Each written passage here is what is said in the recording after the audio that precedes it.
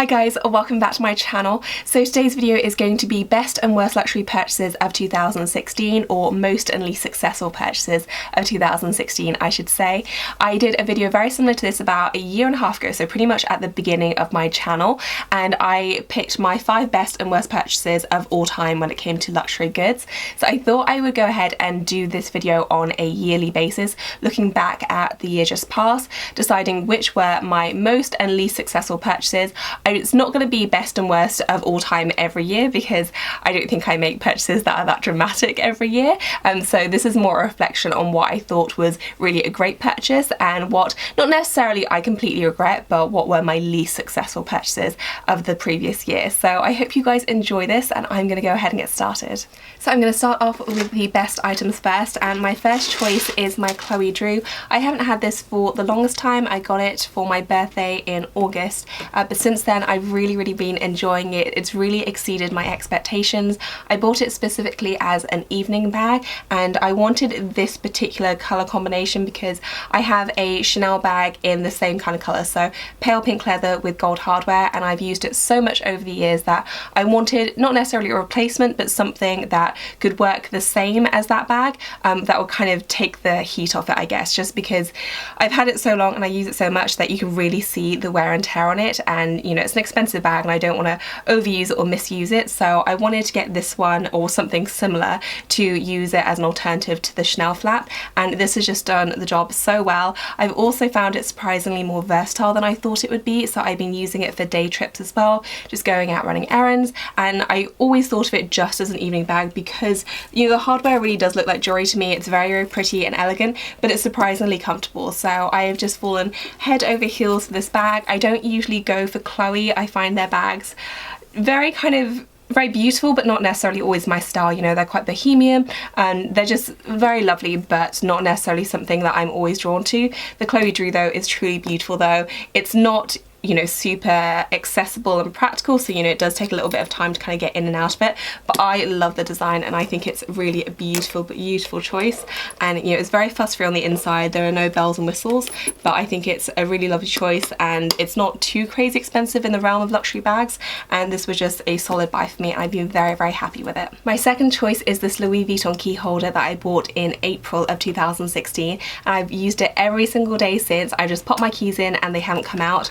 I really love this. It's pretty simple in concept. You just have 6 little hooks here where you pop your keys on. I've used them all, and you also have a little space there to put either emergency cash or credit cards or whatever you want really, and I just think this is such a great functional piece. I quite frequently just grab this to go to the shops or something. It's very easy. I love the fact that there is space to put a bit of cash or cards if you want to.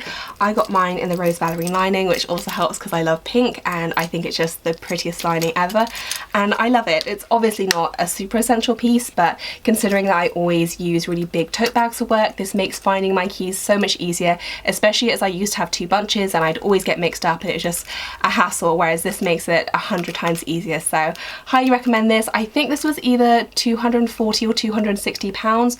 I'm not sure if there's been a price increase since, but I'll leave all details for everything down below, as well as links if I can find them, but I absolutely love this and would highly recommend it. On to my third choice, which is my Fendi Peekaboo. I bought this really right at the beginning of last year, so around January, February time.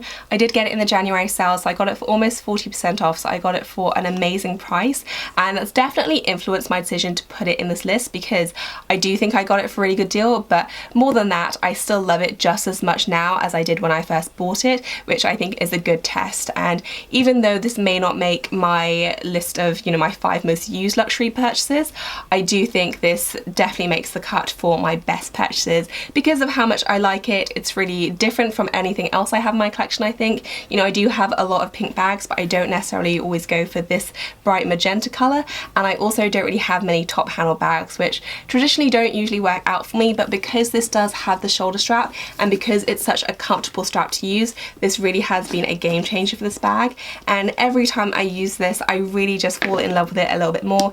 It's very ladylike and elegant, I think, and I don't think, well, never say never, but I really can't see myself getting rid of this bag anytime soon because it's just absolutely lovely. So so I have been loving this and definitely one of my best purchases of last year.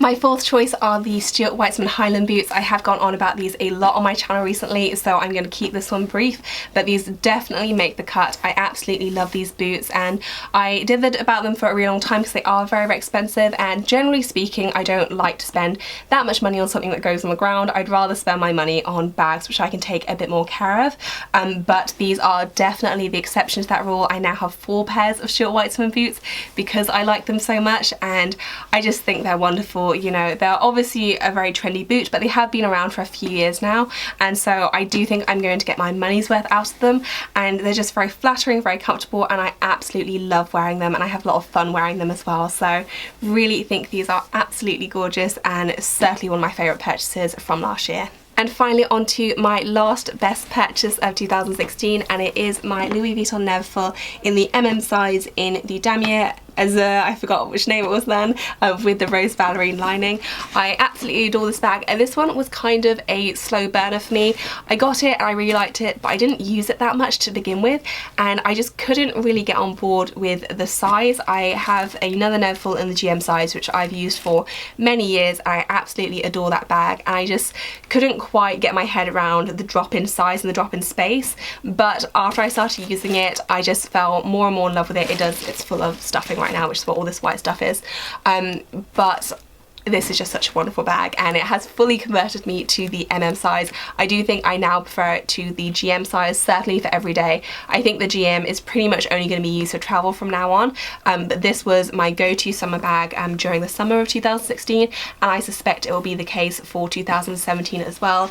I just love everything about it. I think it looks a lot neater as well when I'm wearing it for work or just even casual wear as well. The GM can look a little bit sloppy because not sloppy, that's totally the wrong word for something from Louis Vuitton, but it can look very kind of oversized and just large because it is such a large bag, whereas this looks a lot more neater and kind of put together, I think.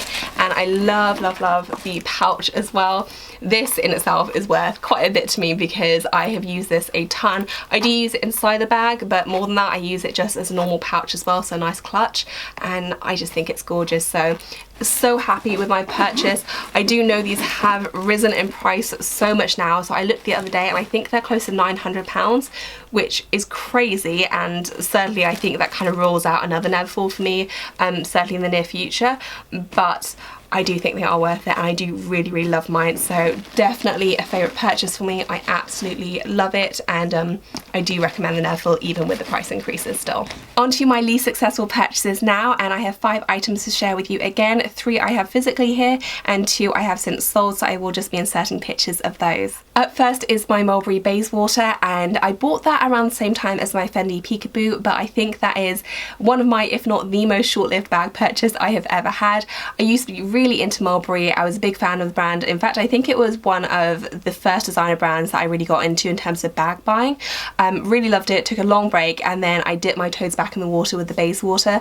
I was really excited about it. I got it in this beautiful pale pink colour, but the functionality just did not work out for me. I did do a fair bit of research as to whether I would be able to use it on my shoulder because I knew I wasn't much of a top handle bag girl, and so many women said they were able to, but unfortunately I wasn't. I don't know if it's because my arms were a bit bigger or the coats I used were a bit bigger, but I really couldn't put it on my shoulder comfortably and easily, which meant that more often than not I carried it by my hand or on the crook of my arm, and with a laptop inside it was a very, very heavy bag.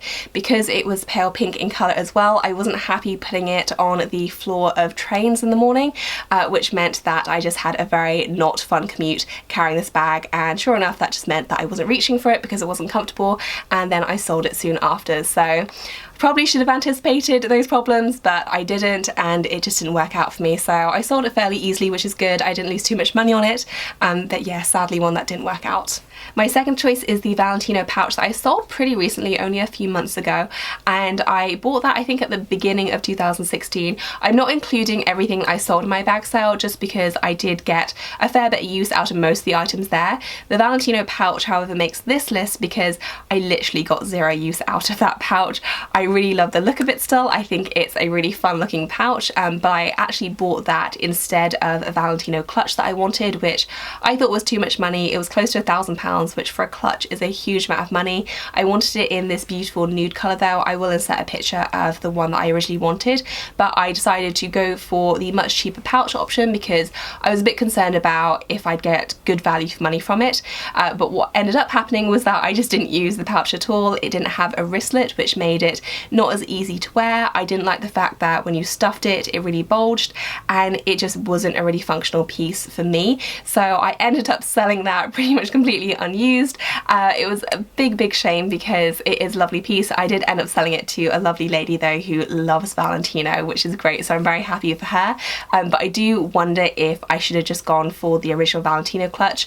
At the time I kind of justified it saying, well, at least I didn't waste the money on the more expensive piece, but had I bought that more expensive piece originally, I think I'd probably still have that in my collection, whereas obviously I don't with the pouch. So probably a lesson to not settle. Yeah, so unfortunately not one that worked out, but I'm very glad it's gone to a good home. Now onto the items which I still have in my collection, and the first one is this pair of shoes, and these are the Aquazzura Christie flats. I got these not so long ago as well, and I do actually still really like these, and these shoes are actually the reason why I wanted to name this more as least successful purchases, because I actually love these shoes. What my mistake was is in getting this colour, and when I first hauled them on my channel, a bunch of you commented that you thought the colour would be very high maintenance, and I was like, no, it's gonna be fine. And I thought what everyone was referring to, and maybe what they were referring to, was getting scuffs on the leather, which I just didn't really mind that much. You know, if I was going to get some dirt around here, it wasn't going to be a huge deal for me. What I didn't anticipate though was that I would want to wear these mostly with jeans, and colour transfer happens on leather this pale. And so all along the laces, you're not going to be able to see it because it's going to be way too detailed, but I have a little blue tinge just from the one time I wore them. I would say they're very comfortable though, so they were good in that sense, and not all designer flats are comfortable, so I would recommend these, not in this colour. But because of that, I have been way too scared to wear these, and I know I should probably just suck it up, but I can't stand the thought that I paid over £300 for them and they're just going to have a blue tinged lace. And I've tried cuffing my jeans. I have seen bloggers and Instagrammers do that, but I think they all have thinner legs than I do, because cuffing my jeans looks terrible on me. It makes my legs look very short and very plump and not attractive, and I just don't like the look of cuffed jeans with these, which is why I don't wear them like that. But if I roll my jeans down, then the colour transfer happens. So I've kind of reached an impasse with these shoes. I'm going to try and wear them more in the summer with just dresses, but to be honest, my favourite way to wear them is with jeans, so I think I'm just going to have to suck it up. I'm going to try spraying them with some kind of protectant to minimise the dye, but this definitely was not one of my best purchases. I really wish I got them in a different colour. Great shoe, but stupid choice on my part. Next up, I have a purchase which I don't know whether this classifies as luxury purchase because it's expensive for what it was, but it's not like super crazy expensive. It is a Pompom Tote, and some of you might recognise this because I do think I hauled it on my channel, but I forget in which video. And this is one of those fancy beach totes that you get. I don't recall how much it was, but I think it was around the £60–70 mark, possibly more with import duty as well, because I did have to pay those. So it wasn't cheap for a beach tote bag, but it was during the whole pom-pom craze, and I saw it and I fell in love with it, and I did use it on my trip to Bali last year, but I didn't think about how it would pack, and there is no good way of packing this without it basically being completely crushed. So this is its now natural sitting position, and it just won't stand up. It's not very practical to use either, because as soon as you put anything in here, it really stretches and looks quite weird as well. It's very uncomfortable to use because of the straw straps, and it's just a terrible purchase. Like, I mean, I don't think I'm ever going to use this again. I haven't thrown it away just because I don't want it to be a complete waste of money, but this was not a good buy on my part. So not a good purchase. Thankfully it didn't cost thousands, but it's still, you know, £65 for a straw tote is a lot of money. But yeah, not a good one. I'll link it below if I can find it if anyone wants to go for it, but I would not recommend doing so. Yeah, not one of my better buys, unfortunately. And my last choice for least successful purchases is the Louis Vuitton Cosmetic pouch. I was debating whether to include this in the list because, especially in comparison to the others, you know, it's not something that I really dislike or have a fundamental problem with. It's just not that great a purchase, and it isn't really something that excites me, and knowing what I know now, I wouldn't buy it again, and I couldn't really recommend it that much. I bought it because I was swayed by the limited edition print, which I do really like. However, it's not that big, it doesn't fit that much, and when you do fill it up, it distorts very, very quickly. On the plus side, it is very light, but traditionally I usually go for much cheaper cosmetic pouches than that. The one I have at the moment is literally just a cheap Clinique one that I got for free. But I decided to go for this again because of the limited edition, which always sucks me in. But I just don't think it's a very essential piece. And whereas, you know, the key holder isn't essential, but I love it and I think it really adds a lot to my life, which it sounds silly to say that about a luxury good, but I do really, really enjoy it, and I definitely would go out and get another one if this got lost or stolen. This one, I don't think I'd miss it that much. I go quite long periods of time without reaching for this, and I'm a bit disappointed because I thought I would love it a lot more than I do. So not terrible, but not great either. And that's it for this video, you guys. I hope that you enjoyed it. Let me know in the comments below what your most successful and least successful purchases were from last year. I would love to hear about it. If you enjoyed the video, please do give it a thumbs up, and as always, thank you so much for watching. I'll see you in my next one. Bye guys.